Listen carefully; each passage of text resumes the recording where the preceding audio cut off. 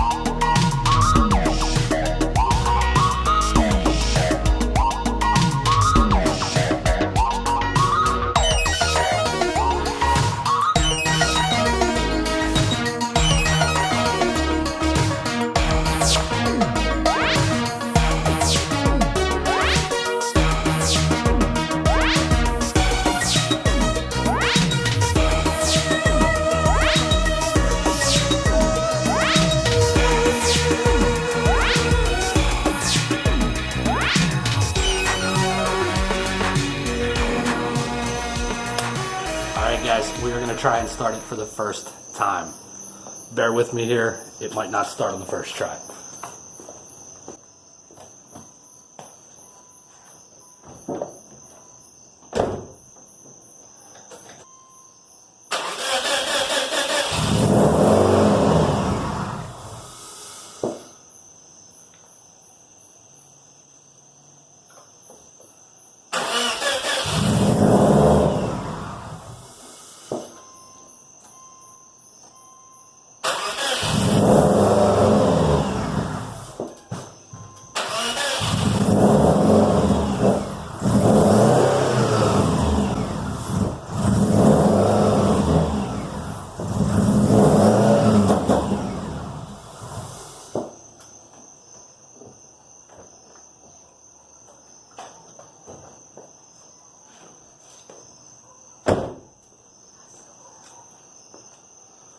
Well, we got some bugs to work out.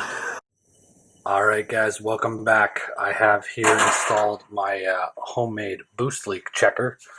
I hooked that up. It did have a pretty good leak. It still had the leak right here. I've had this apart for so long that I think I resealed all of this and never modified the top hat for where it was leaking on the coupler.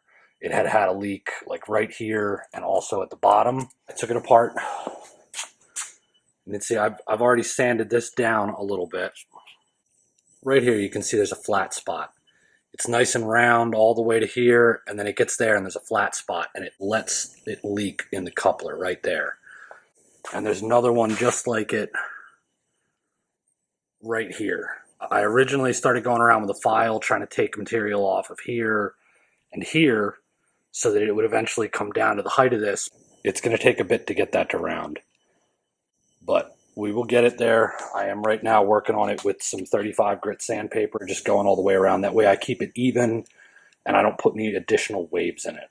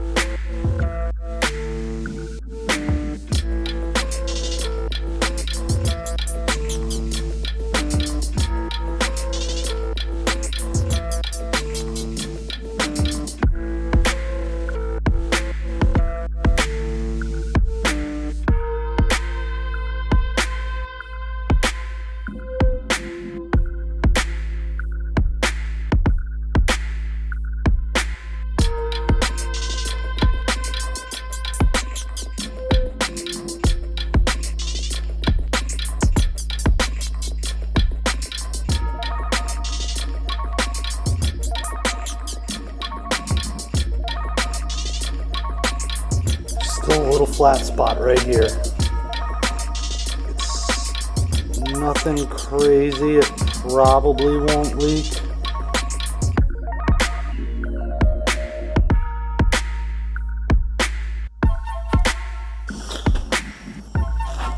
You can see that scratches it up a bit.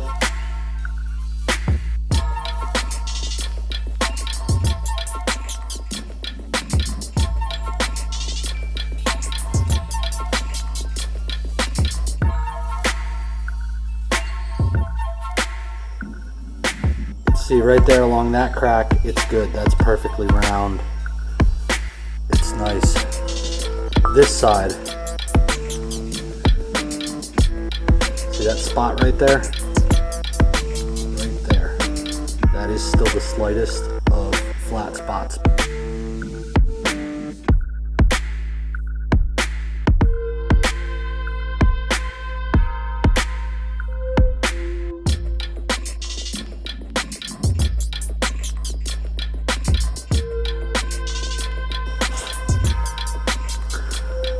Getting there. Just that tiny little speck left. The other side's good.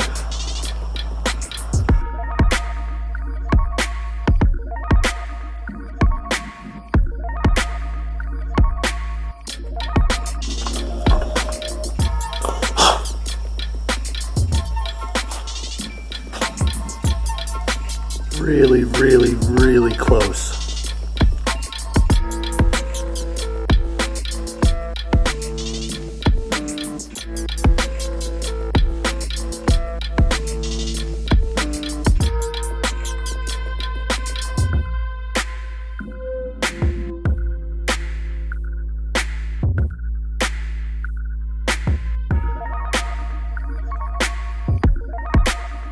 Nice and round.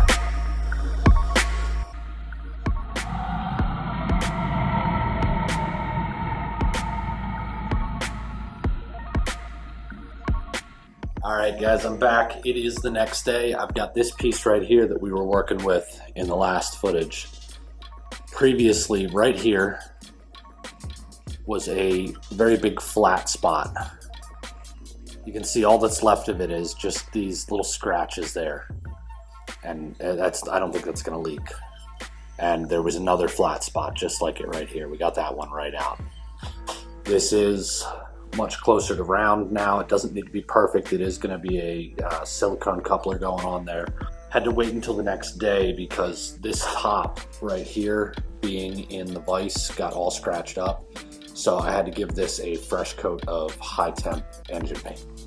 So we're gonna get that on here. I'm not gonna be able to check it again for boost leaks today, only because I want to give, with as much time as I put into this, I don't wanna have any issues with the RTV around the supercharger hat. So I wanna run the bead on there and then let that sit overnight. Come out tomorrow, hook a tire valve stem up in here, and we'll give it another boost leak check. There was such a leak right here at the top and bottom of this coupler that it was pretty much pointless to try to look for other leaks because the hissing coming from there was so audible. And when you put your finger there, you could feel it coming. I was losing so much pressure.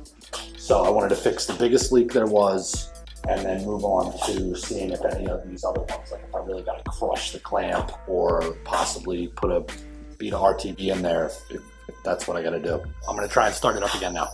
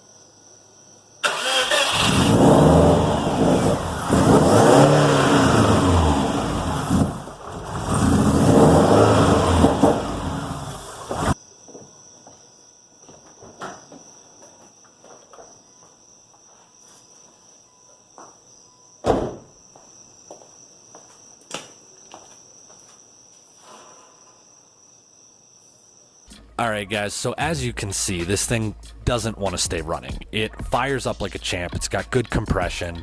There's fuel. There's spark. It just doesn't want to stay running. I've got to feather the gas to keep it going, almost like it's got a bad fuel pump, but it doesn't. I think it's going to end up being sensor related. There might be a short circuit. I've got a couple of codes. There's a PO600, which is a pretty big deal, but I'm pretty sure that's from doing the 5-speed manual swap, because a lot of people on the internet say that they have done the swap, not fixed the identifier pin, and driven the car with no problems with the PO600 and the engine light on. So that shouldn't be the reason that this isn't running, but it's got to be something, and it has to be an electrical or a computer, something that requires diagnostic. I'm not very good at that, and I don't have a scan tool or access to all data or flow charts or any of that. So I've got a mobile tech coming down tomorrow. They're going to do a 1-hour diagnostic on the car. We'll see how that goes, and next video, hopefully we'll find out why it doesn't run and get it running. See you guys, because this got 5-speed manual swapped. Manual swapped. I'll slowly name manual swapped. Manual swapped.